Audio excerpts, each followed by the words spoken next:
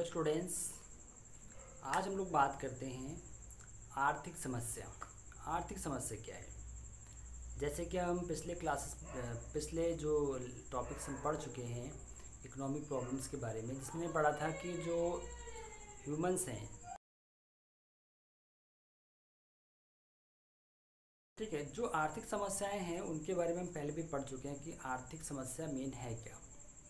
ठीक है, जैसे कि हम जानते हैं कि लोगों की जो आवश्यकताएं हैं वो क्या हैं, असीमित हैं, और उनको पूरा करने के लिए साधन सीमित हैं। तो उन सीमित साधनों में ही हमें अपनी आवश्यकताओं को पूरा करना होता है।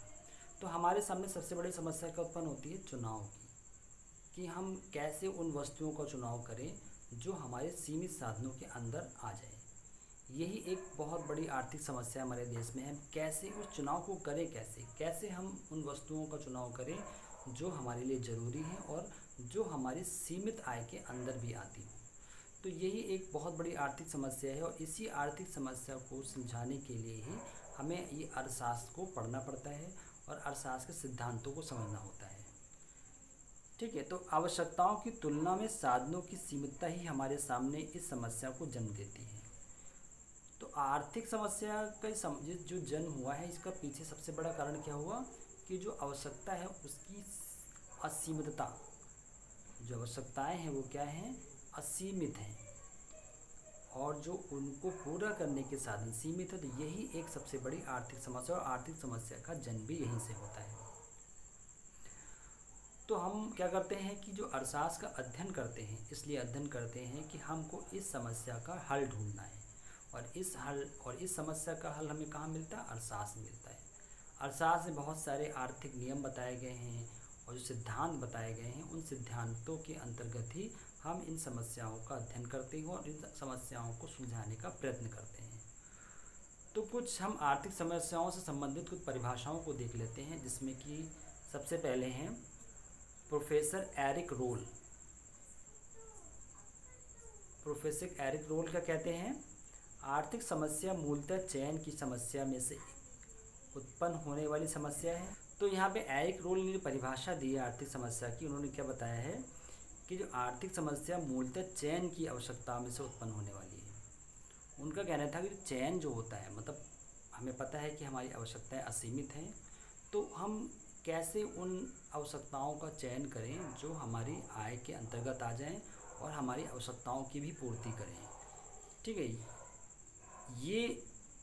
यह वह चयन है जिसमें वैकल्पिक उपयोग वाले सीमित साधनों का प्रयोग किया जाता है, और हम ऐसे साधनों का उपयोग करें जिनसे हम उसके वैकल्पिक प्रयोग कर सकें। ऐसे साधन जिनका हम कई तरीके से प्रयोग कर सकते हैं। एक साधन से हम कई काम ले सकते हैं जिससे हमारी ज़्यादा से ज़्यादा आवश्यकताएँ पूर्ति हो सकें। तो एरिक रोल का कहने का मतलब था कि जो मेन समस्या, जो आर्थिक समस्या है, वो क्या है, चयन की समस्या है, और फिर क्या है, वैकल्पिक उपयोग वाले सीमित साधनों का प्रयोग। जो सीमित साधन हैं उनका हम कैसे प्रयोग करें, वैकल्पिक प्रयोग करें, जिससे ज़्यादा से ज़्यादा हम उससे अपनी आवश्यकताओं की पूर्ति कर सकें। उसके बाद एक और अर्थशास्त्री हैं प्रोफेसर लेफ्विच क्या कह रहे हैं कि आर्थिक समस्या का संबंध वैकल्पिक मानवीय आवश्यकताओं में सीमित साधनों के प्रयोग करने से है। कि जो मतलब जो मनुष्य की जो आवश्यकताएं हैं, उनमें से हम उनको पूरा करने के लिए हमारे पास जो सीमित साधन हैं उनका वैकल्पिक प्रयोग करने से है। ठीक है, जो बात एरिक रोल ने कही है उसी बात को ही जो लेफ्टविच भी उसी को ही अपने ही शब्दों में डिफाइन करते हैं। ठीक, अगर हम इन दोनों परिभाषाओं को अगर कंबाइन कर लें तो संक्षेप में हम कह सकते हैं कि विभिन्न उद्देश्यों की पूर्ति के लिए सीमित साधनों के प्रयोग से संबंधित चयन की समस्या ही आर्थिक समस्या कहलाती है। ठीक है, मतलब हम इन दोनों ही जो अर्थशास्त्री थे, एरिक रोल और प्रोफेसर लेफ्विच की, दोनों की परिभाषा को अगर हम एक तरह से जोड़ लें और कंबाइन करके पढ़ें तो क्या मतलब निकलता है कि विभिन्न उद्देश्यों की पूर्ति के लिए जो भी हमारे उद्देश्य हैं, जो भी आवश्यकताएं हैं, उनकी पूर्ति के लिए सीमित साधनों के प्रयोग से संबंधित चयन की समस्या ही आर्थिक समस्या कहलाती है।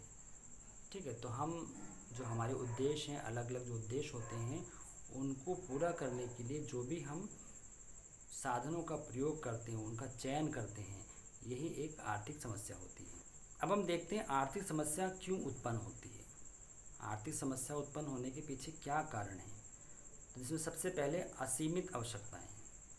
ठीक है, ये एक मनुष्य का एक नेचर है कि मनुष्य की जो आवश्यकताएं असीमित हैं। ये हम जानते हैं, हर व्यक्ति की जो इच्छाएं असीमित होती हैं।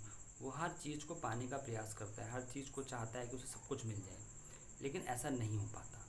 क्योंकि ऐसा इसलिए हो नहीं सकता कि उसके पास जो भी साधन होते हैं वो सीमित होते हैं।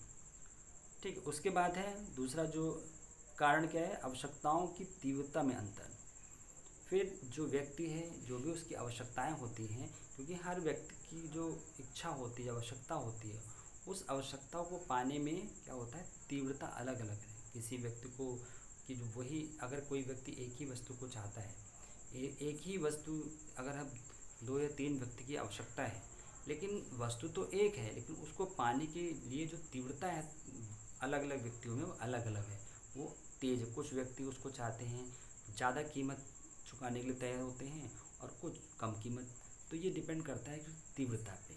और ये जो वस्तुएं होती हैं वो डिपेंड करती हैं उसके महत्व पर। किसी व्यक्ति के लिए वो ज़्यादा महत्वपूर्ण है तो उसकी तीव्रता भी ज़्यादा होगी उसको पाने की, और कुछ व्यक्ति के लिए वो वस्तु कम महत्व होती है तो उसको उस वस्तु को पाने के लिए तीव्रता भी कम होती है। फिर उसके बाद है आवश्यकताओं की पूर्ति के जो साधन है वो सीमित हैं। फिर जो भी आवश्यकताएं, जो भी उनके सामने जो हमारी आवश्यकताएं जो असीमित हैं, उनके लिए साधन क्या होते हैं, सीमित होते हैं। ठीक है, और साधन भी 2 तरह के हो सकते हैं, प्राकृतिक और मनुष्य निर्मित। अगर हम कोई बात करें, कुछ ऐसे साधन हैं जो हमें नेचुरल रूप से प्राप्त होते हैं, लेकिन वो सीमित होते हैं कि हम नहीं। ठीक है, जो साधन हमारे प्राकृतिक हैं, जैसे हैं वन, पशु, झरने, जंगल, खनिज पदार्थ, ये सब क्या है, प्राकृतिक है, लेकिन ये भी एक सीमित है, सीमित मात्रा में उपलब्ध है। हमको हमें जो भी हमने अपनी जो आवश्यकताओं की पूर्ति करनी होती है प्राकृतिक साधनों के द्वारा, वो भी उसमें से भी हमको क्या करना होता है, चयन करना होता है कि हम वन का प्रयोग कहाँ और कैसे करें, क्या बनाएं उन लकड़ियों से, पशु का प्रयोग कैसे करना है हमें, झरने का, जंगल का, खनिज पदार्थों का प्रयोग कैसे करना है। तो ये सारी चीज़ें कहीं ना कहीं सीमित होने के कारण हम इनका वैकल्पिक प्रयोग करते हैं।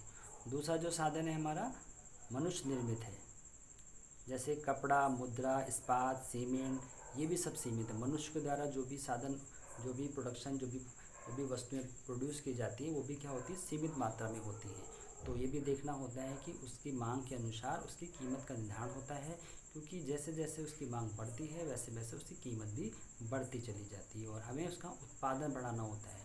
लेकिन वो सीमित होने के कारण हम सभी की आवश्यकताएं पूर्ति नहीं कर सकते, क्योंकि ये जो भी मनुष्य निर्मित साधन होते हैं वो भी सीमित होते हैं। तो हम उन सीमित साधनों से सारी आवश्यकताओं की पूर्ति नहीं कर सकते।